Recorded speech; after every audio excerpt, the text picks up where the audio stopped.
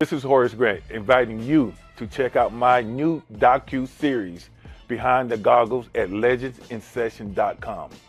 The only place to find out the untold stories of my life and career.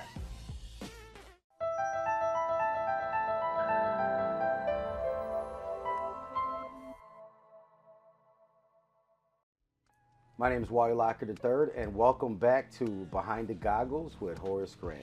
Horace, how you feeling, brother? Good. How you doing, brother? Oh, good, man. Yeah. So you're back home in Chi-Town, in Chicago, on your set. Yes, sir. Legends in Session with Horace Grant. How's it feel to be back home, man? Well, thanks for having me back, man. It's your place. Thanks for coming back. Other than the damn cold weather, it's all good. Right. I live out in Cali now, and to come back to this great city and feel this cold weather, man, it kind of wakes you up. Hit your bones, right? Yes. All the way down to the, as we said in the hood, the white meat, The white meat. Yeah, the white meat. Is the traveling probably the toughest part of being like Horace Grant, because you're in demand, you're moving all over the country, you got, people want a piece of you. Is that the toughest part? Traveling is a tough part, but when I have to leave my two kids, my younger kids, Eva and Elijah, that's pretty tough. Spending a week and a half away from them, but this is something I wanted to do. I wanted to get my feet wet in Legends in Session, so here I am. Man, thank you so much. And Behind the Goggles is really an amazing segment, because we get actually more time to talk about Horace Grant, the champion, the person, the legend, right? So we want to go ahead and get right into it. When did you realize this team could win a championship? Well, coming from Clemson and being ACC Player of the Year and, averaging 22 points, 10, 11 rebounds, I was so arrogant. I'm thinking, I'm gonna change this franchise in 1 year. Knowing that Michael Jordan is over there and just drafted Scottie Pippen, and like I said, my mentor Charles Oakley was there, and a few other guys. I was arrogant to think that the first year I'm gonna win a championship. But it was a rude awakening, in terms of what you have to do. The things you have to go through and the people you have to go through to become a champion. But you already had that mindset. You're supposed to show up like, I'm gonna change the game. I'm here to make an impact, right? Yeah, but dreaming and reality is two different things, man. I got the reality wake-up call, but it just shows you, when you're in tune with a group of guys, anything is possible. Absolutely. Some people call things like that like a reality check. I like to call it like a temperature check, right? So you're like, all right, I'm that guy. I'm coming in. I got a mission. I'm going to do something amazing. But you get in, you're like, oh, water's a little cold, right? Yeah. You're like, all right, I gotta come. Is that kind of how you move, right? And you assimilate as a team. Yeah, absolutely. In terms of getting that temperature wake-up call, you go in, you have the skills, but you don't recognize in the beginning that someone across from you is just as great as you or even better than you, and that's that temperature wake-up call. So I want to ask you, and I think people want to know, since news broke of the new show Legends in Session, there's been so much buzz and so many articles about it, but people want to know, I want to hear from you.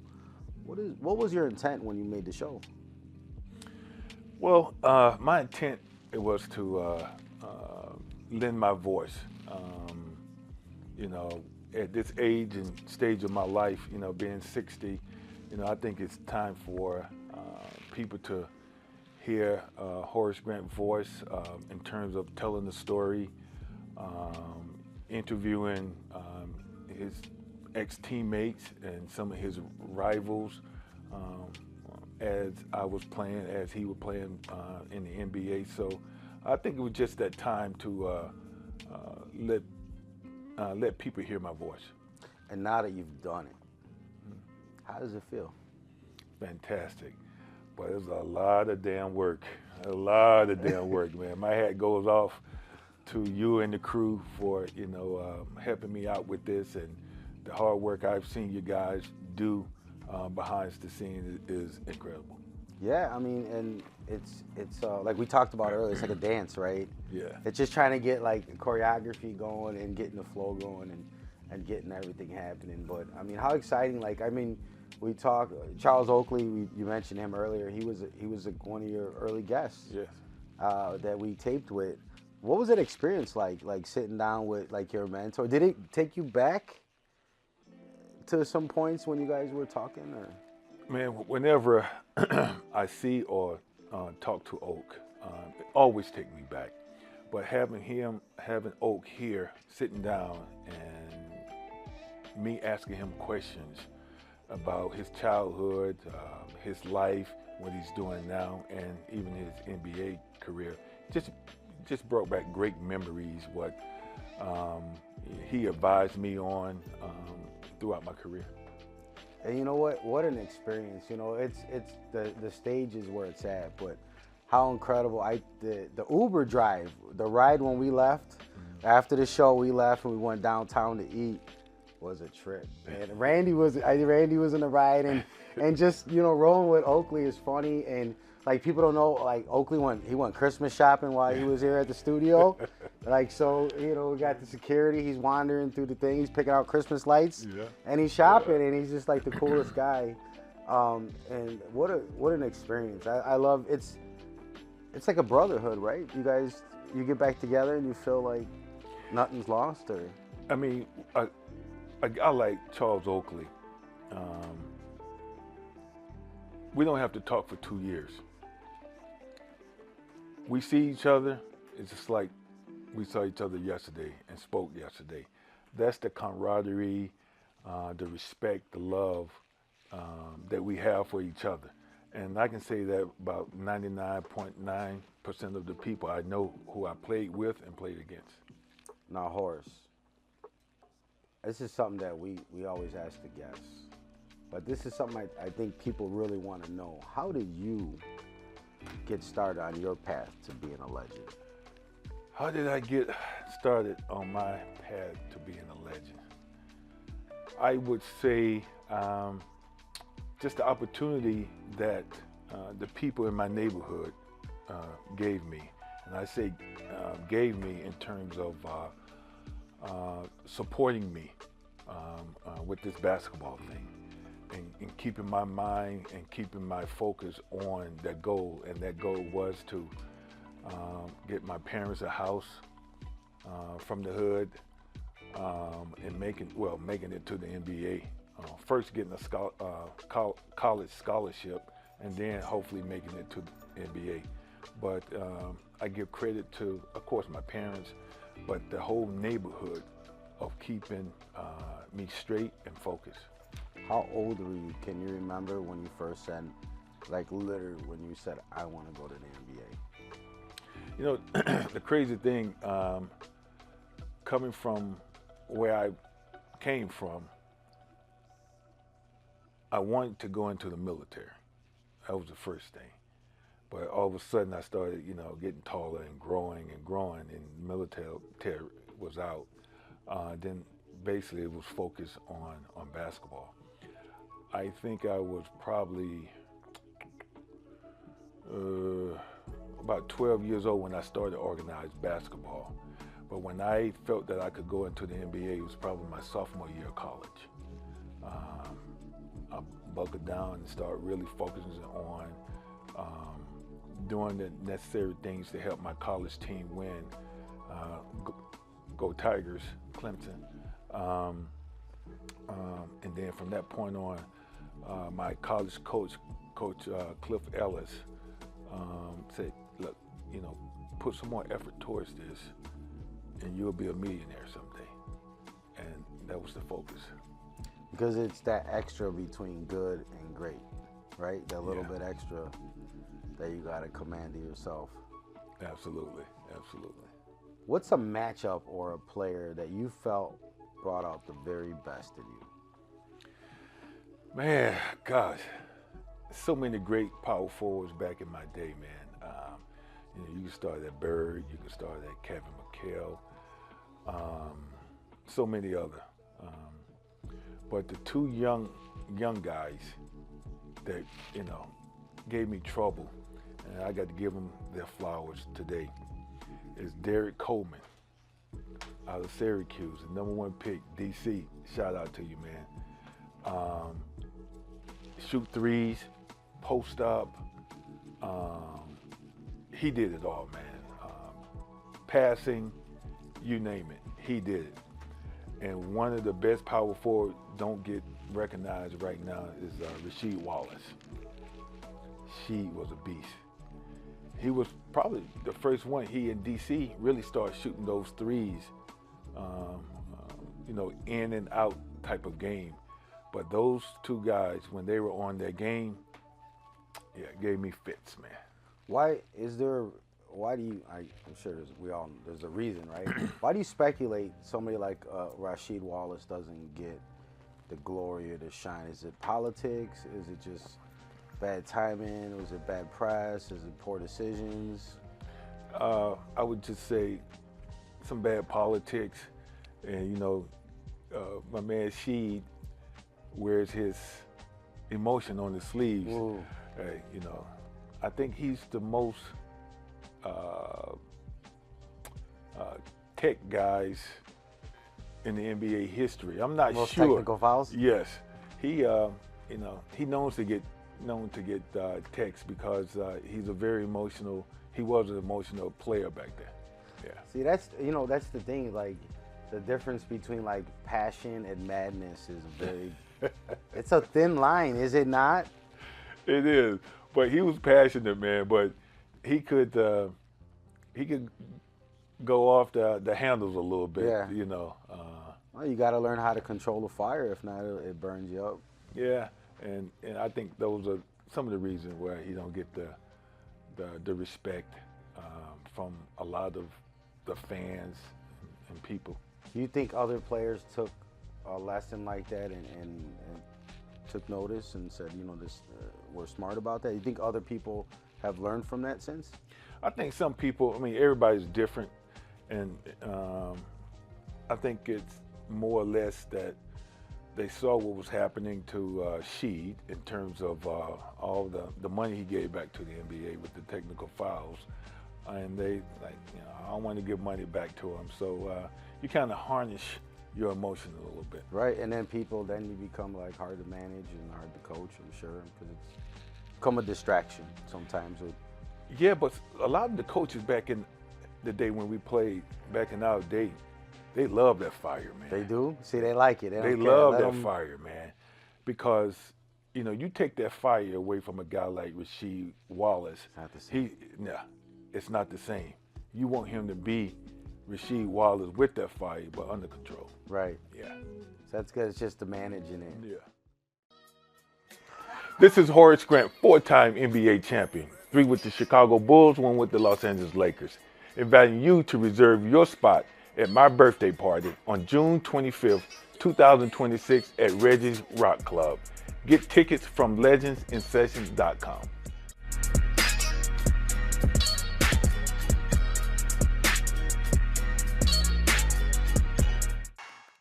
Attention artists, producers, and record labels. Are you ready to elevate your music career? Urban Grind TV will get your music video on BET Jams. That's right, guaranteed airplay for your music video on BET Jams. You'll receive a minimum of 6 to 12 plays, gaining you massive exposure to fans and industry insiders. Just contact Urban Grind TV and we take care of everything. The professional video preparation, the closed captioning, the submission, and the music video placement with the results guaranteed. Just contact Urban Grind TV, send us your file via WeTransfer, complete the payment securely on our website, urbangrindtv.com, and we handle the rest. All you need to do is call 888-380-1913 and visit urbangrindtv.com to get started today. Urban Grind TV, where your music meets the spotlight. What's going on? It's your boy Wally, aka Mr. Music is My Business. And I'm here to tell you about the Music Royalty Registration Program. That's right, you can monetize your music and secure your rights with the 14 to 16 essential registrations to protect and maximize your earnings. But why choose this program? Great question. How about getting paid for every stream, download, or play? Save time and effort with expert guidance. Ensure proper credit and ownership. And there's also those music licensing opportunities. For more information, visit urbangrindtv.com or call us at 888-380-1913. Hit the line up and get your grind up.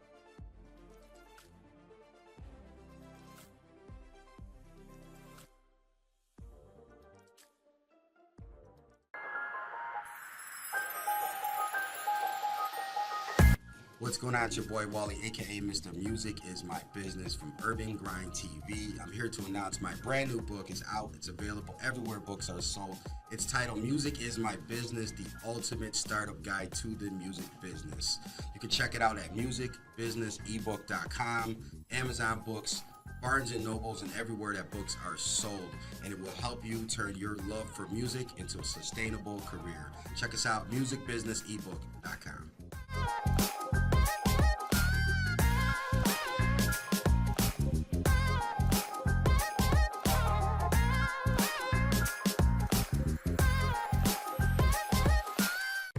This is Horace Grant, inviting you to follow me at Horace Grant 54 on Instagram.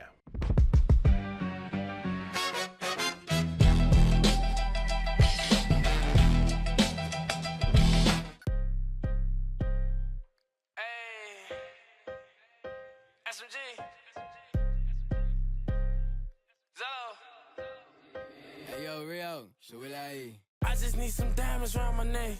I just need a bitch to suck it good and count the check. I don't need the backboard, I just need the net. I just need a crib for my OG without the rest. I'm smoking this OG right out of Zah, I smoke the rest. And we ain't beefing about a bitch and figure out we make a mess. I got a couple shooters, I'm not stating they the best, but Brody knocked them off when he let shots about to take. I just need a pound, I heard duty on the road. I just hit this lick, I'm trying to get up on the scope. I just need the game, I need the cheat, I need the code. I don't need attention from no dirty asshole. I heard she trying to get icy, I can get pricey, you cannot buy me. I walk in this bitch is invited, you can supply me, I fuck up a tight beat. I'm cooking this shit like I'm brewing, I'm putting the stew in and she wanna try me. They watching the shit that I'm doing, I got an influence, but they do not like me. I'm hitting her shit from the back, if she got a check, then she in a wreck. She trying to say that I'm the best, don't feel like the rest, I'm choking her neck. I told her I'd rather get money, don't think like a dummy, like I'm at a desk. My niggas ain't doing no running, they keeping it coming, the chopper got flex. I just need some diamonds around my neck. I just need a bitch to suck it good and count the check. I don't need the backboard, I just need the net. I just need a crib for my OG without the rest. I'm smoking this OG right out of Zah, I smoke the rest. And we ain't beefing about a bitch and figure out we make a mess. I got a couple shooters, I'm not stating they the best, but Brody knocked them off when he let shots about to take.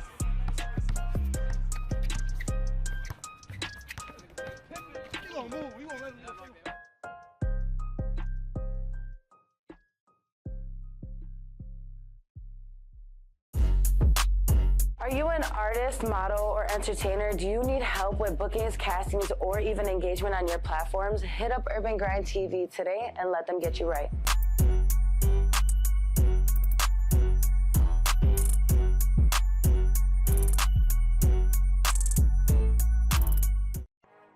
Yo, what's the word? It's SMG Zello, aka Thought Boy Zello, the Talk a Lot artist, man. In the beginning, it was hard for me to get exclusives and to get promo for my music. But guess what? UGTV has that, man. Call the number below and they will help you out, man. It was the best thing I did for myself.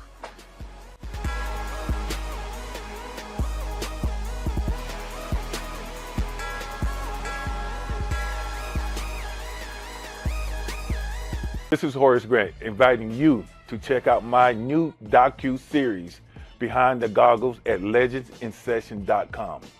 The only place to find out the untold stories of my life and career.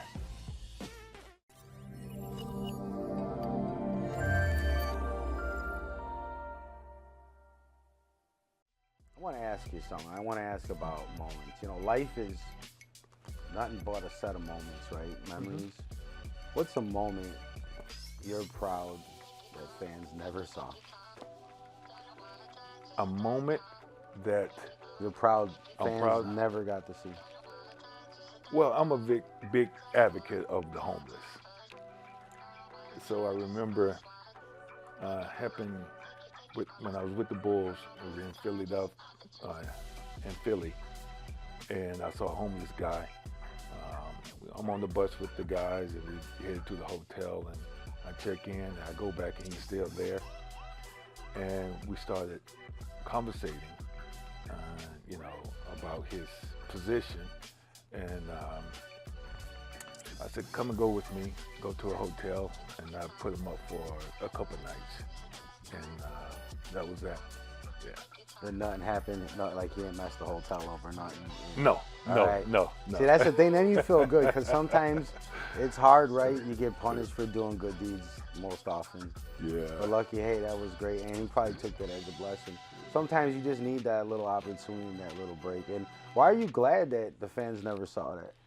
Because I don't want anyone to ever think I do something for to put on TV or in the newspapers and things of that nature. But to clarify, to be transparent, for some reason that got out to the press. I don't know who. Who said something, and then my teammates. I'm not gonna call any names, but my teammates, every time they see we see a homeless person, they would say, "Oh, that's old Horace. He about to help a homeless again." Oh. It was like He's it was like a adopting 'em. going thing. Yeah, about to adopt them and all of that. But that's the way I am. Was there ever a moment on the court where you felt like mutual respect with another player without a word even being said? It was Wally. So many, man. So many guys. With the power forwards back in the day, it was like a fraternity of us. Oak, Kevin Willis, Larry Johnson, who grandmama. I know I'm missing quite a few, but those three right there, it was no, for lack of a better word, it was no bitching to the referees. You can get away with what you can get away with. We tried to punish each other as much as possible, and it was very physical with those three guys. But it was just respect, respect, respect. I want to ask you, what's the most pivotal 5 seconds of your career, and what led up to that moment? Of my career, Yeah. I would say when Scottie Pippen passed me that ball in the '93 finals, I could have laid it up. But by the grace of God, that John Paxson was open, and I passed it to him. And I was having a terrible game, that particular game, and those 5 seconds, man, right there. I remember watching that as a Yeah. kid. You felt like there was divine intervention when the Bulls were on. There was like, everything was in slow motion, like the way it felt, because like we watch it on TV at home, right? Mm-hmm. But you were there. Did it feel like slow when you passed that ball out? It was such a surreal moment. Passing it out, yeah, it was in slow motion. And when that ball left his hands, man, it was one of the most beautiful shot or strokes that I ever saw. You saw when you watched Oh, that ball yes. spin, you knew. Yes. And when it left his hands, and you can see it, his wrist is like this, and it was perfect. Yeah. The boy can hit. Can you talk to us about an untold Phil Jackson story? A story that people need to hear about this man, this legend maker, Phil Jackson. An untold story about PJ. It's so many, man. So many great stories about him. But you know what I respect and honor about him? He never tried to put you in a box. Your personality is your personality. Be you, Phil would say. But once you step on that court, you're not just you. You're a team. And that's what led us to first three, and then the next three championship, because he let you be you, but in the concept of a team manner. Yeah. Yeah. You know, when you hit that wood, it's time to go to work. He's like, Yes. right? Yes, absolutely, brother. Absolutely. Which competitor punished small mistakes faster than anybody you faced? Like if you messed up, he was going to capitalize on. He was going to stuff it down your throat. Who was a tough player like you faced? Well, I would say Michael Jordan. You make a mistake, bro. He would capitalize on that instantly. Instantly. No question asked. If you turn the ball over and you give him a chance to score, 99% of the chance he's going to score, or he's going to make the right pass, or he's going to get to the foul line. So a guy like that, you never want to No slack. no, none. And I, give big ups to Kobe Bryant. One of the same, man. One of the same as MJ. If someone looks at your career and they go end to end, what do you hope they understand about how Horace Grant approached the game? I would say Horace Grant approached the game as someone is trying to take food off his table. He would put his hard hat on, he would go to work, and he would do his job to the best of his ability, and then go home or go out to party. So you're coming from Sparta, Georgia. You win a championship and you go back home. What did the people tell you? Like, what did it mean to those people? What was that experience like? You come home, or the first time, the second time, the third time, the fourth time. Like, how did that feel? And what was the feedback? Well, after winning that first championship, I didn't go home right away. I didn't go back to Sparta. I wanted to stay here and reap the benefits of winning that first championship. You don't get your meals paid for. You pay no tolls. Everybody buys your drinks. So I stayed here for a while, but then I did return to Sparta, later that summer, and reception was unbelievable, Wally. They said, they didn't just say you made it. They said, we made it, man. We made it, because it was just such a group championship coming from Sparta. And I would never forget my dad and my mom. They always kept me humble. Now, don't you forget where you came from. That was their saying. Don't forget where you came from, and of course not. Right. Yeah. But doesn't it make you feel good? You accomplished something that they know they never will. So they live vicariously through you. They live through you. And you give the hope that, if somebody made it out of here, like, I can do it. Maybe my kids can do it. It's very inspiring. Very, very much so. I mean, coming from poverty and Sparta, Georgia, and all the things that come with that.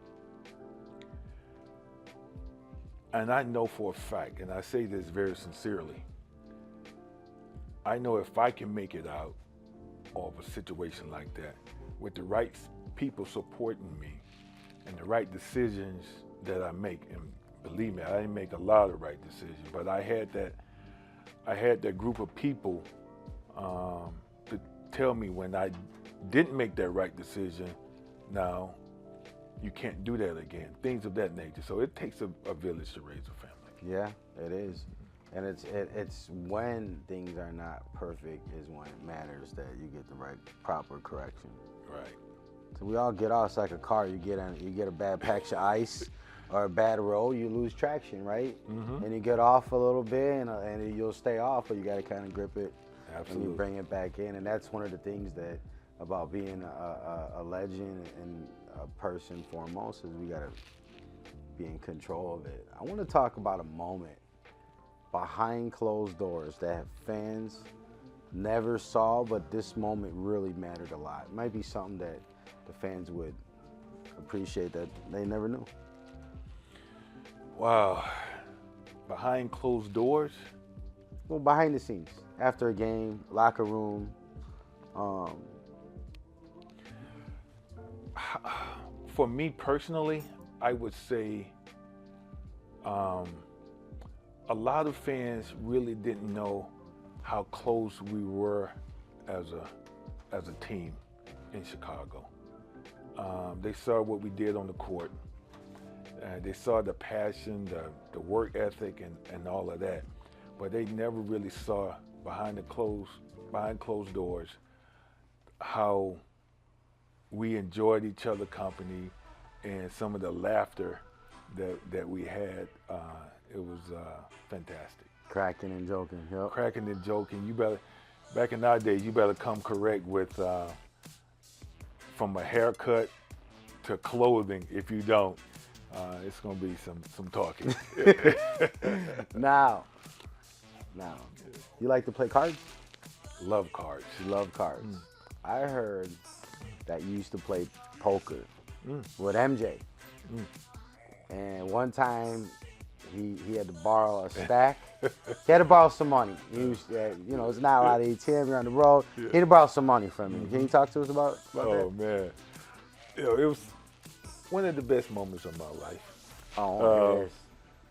It was just me and MJ. It was a whole bunch of us, and we get bored a little bit. We play poker, and MJ being MJ, really didn't carry a lot of cash. He just carried his black card and all that good stuff, which we couldn't afford. So I had some cash on me, and he ran out of cash.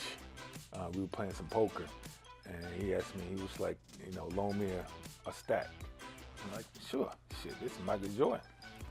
You go for it. All right, and start playing poker again. And this is on the bus, the hotel? it was on the plane. On the plane? So you're on the plane? Okay. Yes, on the plane. How long is this plane ride? Oh, it was long. Maybe we was on the West Coast. I'm not sure. Okay. But he lose that. And he was like, "Can I borrow another one?" I'm like, "Hell yeah!" That's another stack. And by the time he lose that, we're landing. And just to mess with him, I said, "Yo, MJ, make sure you have my money in the morning." And I've never seen him that mad in a long time. Just the mere fact that I said, out loud, make sure. And he was there way before everybody was there. And when I walk in, he had 2 stacks of crispy $100 bills. And instead of just giving to me, he threw them at me. Threw the money at you?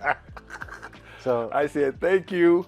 But that was a moment, yeah. And then you guys got to go back out on the court and Oh, kick yeah, ass I and mean, cook that was, each other. It was fun. This is fun. that was, we were just, it was all love. Yeah. It was all love. No disrespect. That's like brotherly stuff. That's absolutely. The military's the same way. I'm sure jail. Yeah. Anytime you have a group of people, right? You get together, you cook. A group of guys get together. We mess with each other, and so the gambling. What happened when you first guarded Larry Bird?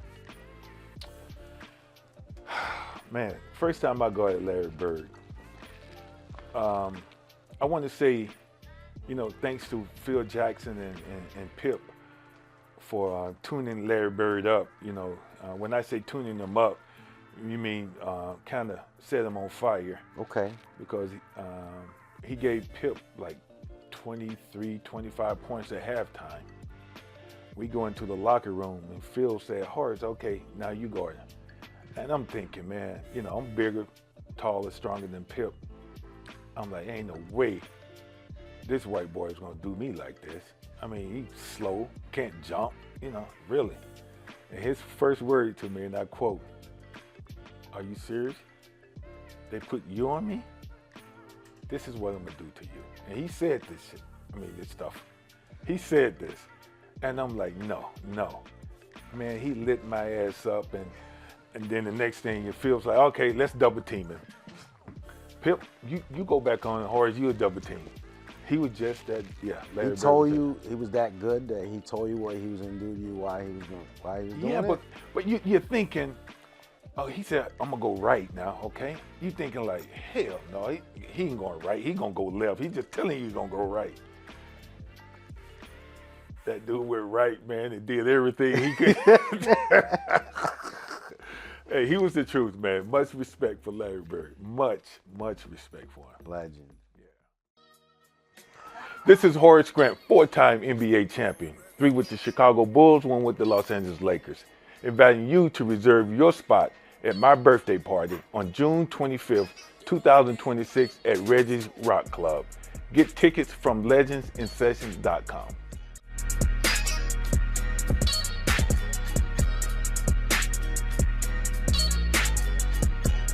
What's going on? It's your boy Wally, aka Mr. Music is My Business. And I'm here to tell you about the Music Royalty Registration Program. That's right, you can monetize your music and secure your rights with the 14 to 16 essential registrations to protect and maximize your earnings. But why choose this program? Great question. How about getting paid for every stream, download, or play? Save time and effort with expert guidance. Ensure proper credit and ownership. And there's also those music licensing opportunities. For more information, visit urbangrindtv.com or call us at 888-380-1913. Hit the line up and get your grind up.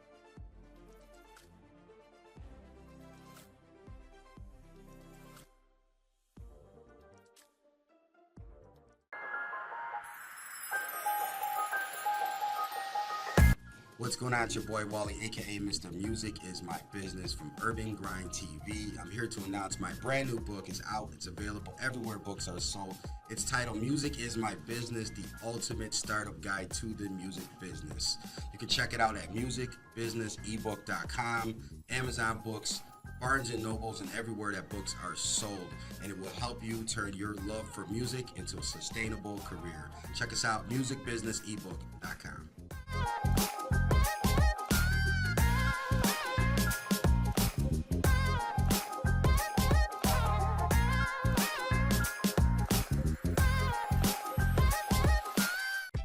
This is Horace Grant, inviting you to follow me at Horace Grant 54 on Instagram.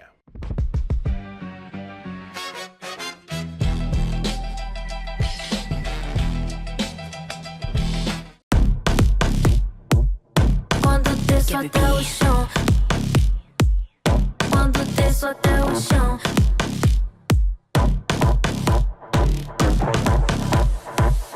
Mr. Hit.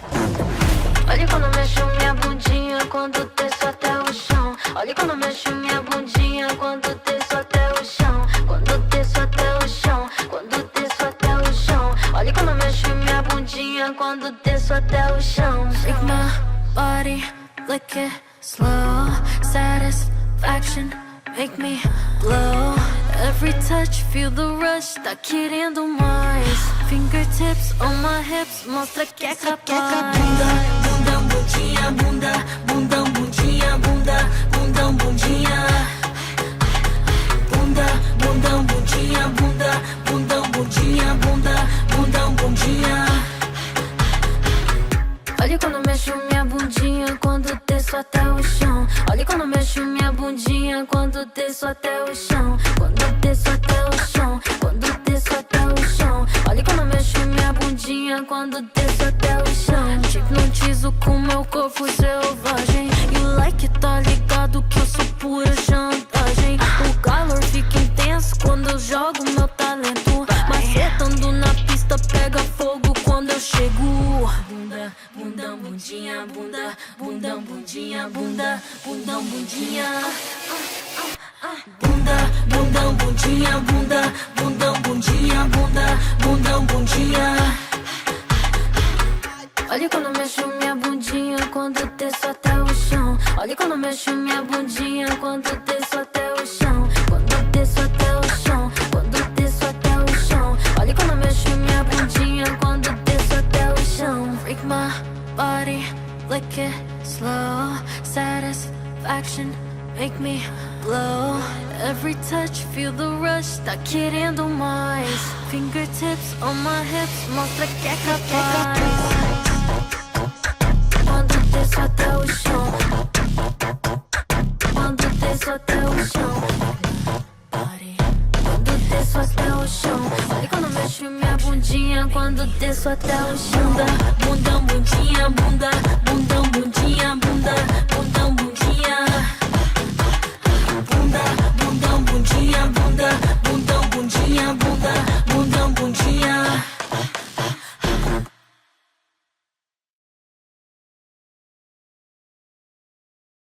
This is Horace Grant inviting you to check out my new Docu-Series, Behind the Goggles, at legendsinsession.com. The only place to find out the untold stories of my life and career.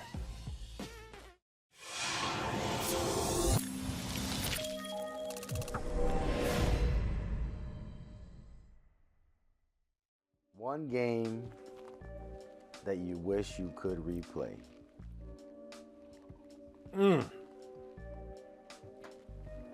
One game that I wish I could replay. Oh, that was a good one. I would say,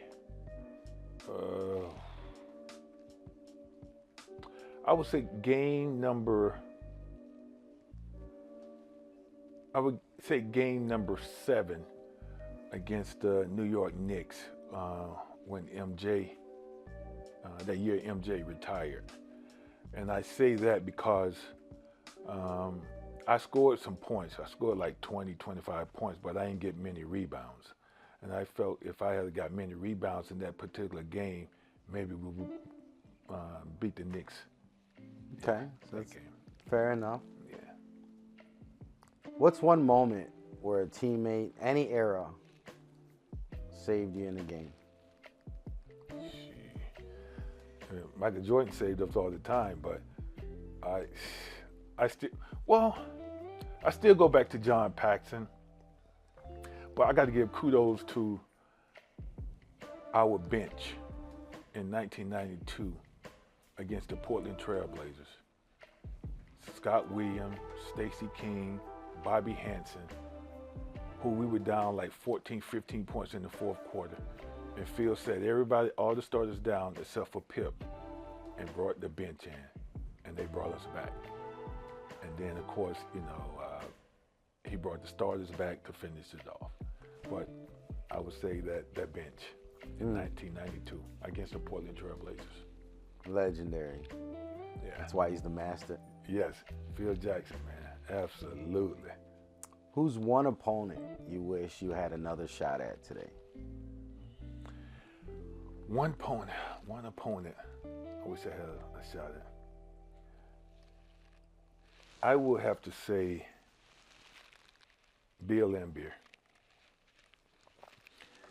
Man, listen, be physical, I love it. But when you try to take a dude out, try to end a career, that's something else. And looking back on it, I should have been a little bit more physical. I'll just put it that way. You should have paid some fines. I should have got suspended. I just put it that way. I should have got suspended. Yeah, to be honest. Big Bill. Yeah. Yeah. What's the best advice you can give the kids that want to go to the NBA today? Best advice, I would say, it doesn't matter how tall you are, how short you are. If you got the passion, the love, and the work ethic for the game of basketball, you can do it. Not just basketball, but any walk of life, any athletic, baseball, soccer, tennis, you name it. Or become a CEO of a Fortune 500 company. If you got those three things, anything is possible, man. That's right, and you are living proof of that, my friend. Thank you. Thank you. And a great example. What's the funniest superstition that you've seen a player have in the league? Man, gosh, so many. I just speak for myself. I mean, a lot of guys have weird superstitions, stuff like that. But mine was at 1 minute on the clock. I have two. 1 minute on the clock before we come together as a team. 1 minute and 30 seconds, rather. I will have to go to the bench, untie my shoes, and retire. That's one. And the second one, say I'm having a bad first half. I mean, just terrible. Just. I will go in, take my whole uniform off, and go take a shower. My thought process was, I'm washing all of that shit off me. Mm-hmm. I'm not going back out there. So, and each team I played on, they knew I did that. That was a superstition. I would just get another uniform, socks, even sometimes shoes. Yeah. Fresh. Yes. New energy. Just shake it off. Yes. And 98% of the time, I went out and did well in the second half. Yeah. How did something like that start? Like the shower I can see, but the shoelace thing, did you? Because a superstition is like you becomes a habit, right? You do it a few times. You're like, all right, I'm gonna go. Is this something you told yourself you're gonna do, or? When I'm warming up during my career, I'm out there on the floor, layups and before the game, right? In my mind, my shoes start to get too loose. Brand new sneakers now. I wore brand new sneakers every game.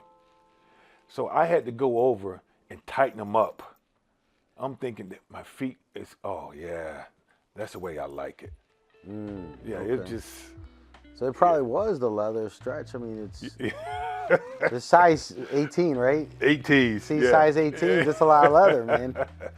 But yeah, that was my two superstitions. Yeah. And it worked, obviously. Look at you. Yeah, I mean, 4 championships later. You did it. Yeah. It worked. So check your shoes. Check your shoes and develop a superstition. What's one teammate you trusted without hesitation in a big moment? Man, I was so blessed to play with so many Hall of Famers and future Hall of Famers. Oh, man. The trust in that big moment, I would have to say Scottie Pippen. And I say Scottie Pippen, of course, you play with Michael and Kobe, Shaq, but Scottie Pippen had that aura about him, man, in terms of got your back out there.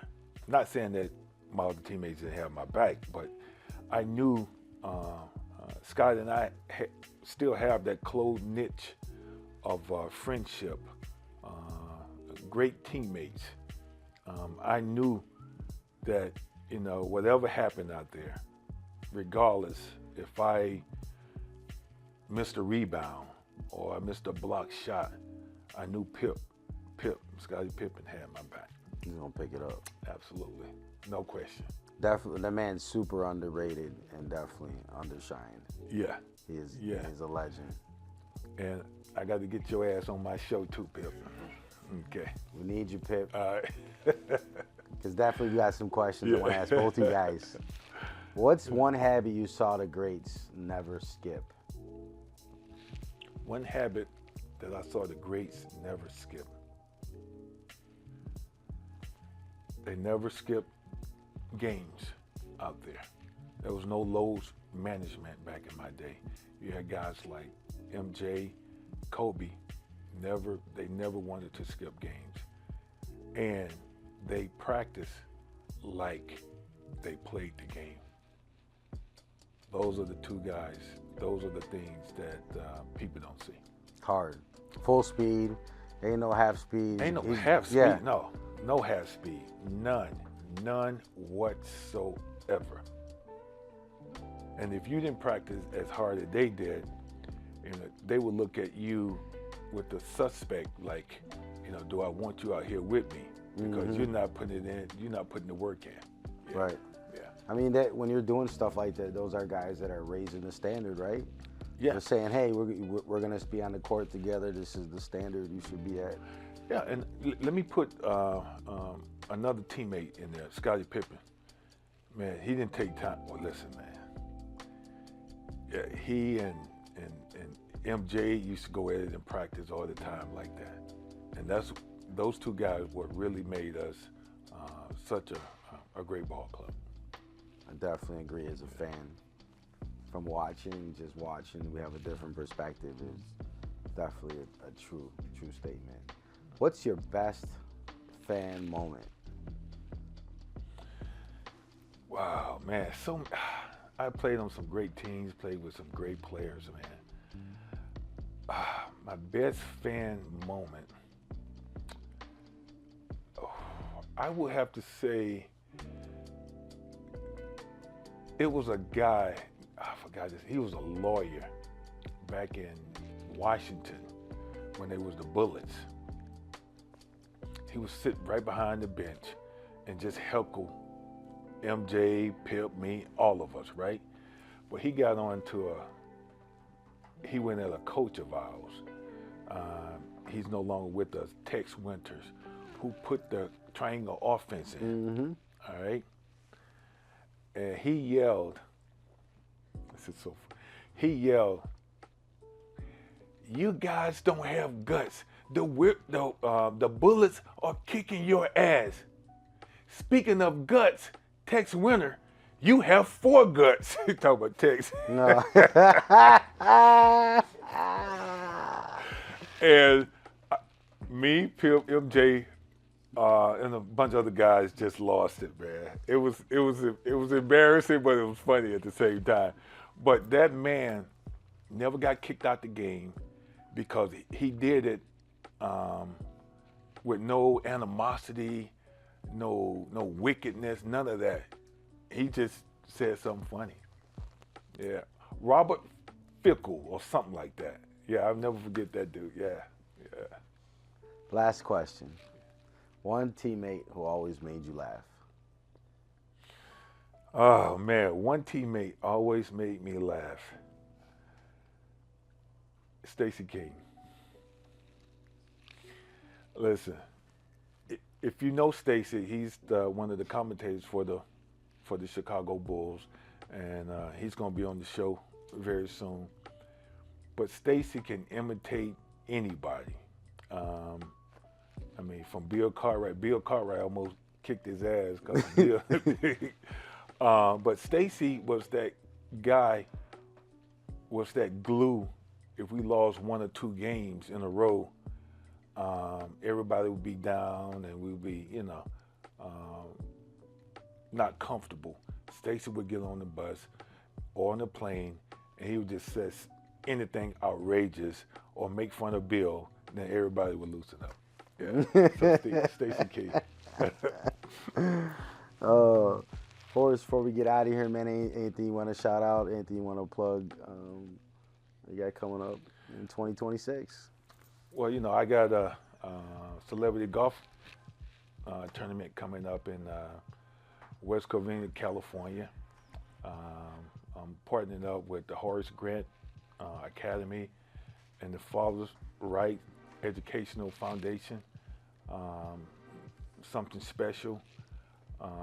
But you know, right now, Legends in Session. You guys, you know, go to legendsinsession.com. Hit us up, man, and let's have some fun.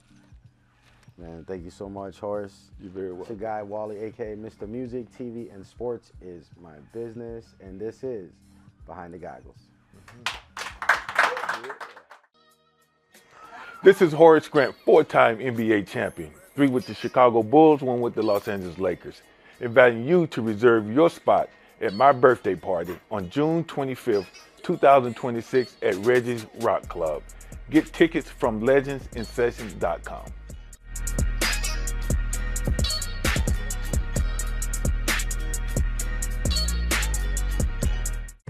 This is Horace Grant, inviting you to follow me at Horace Grant 54 on Instagram.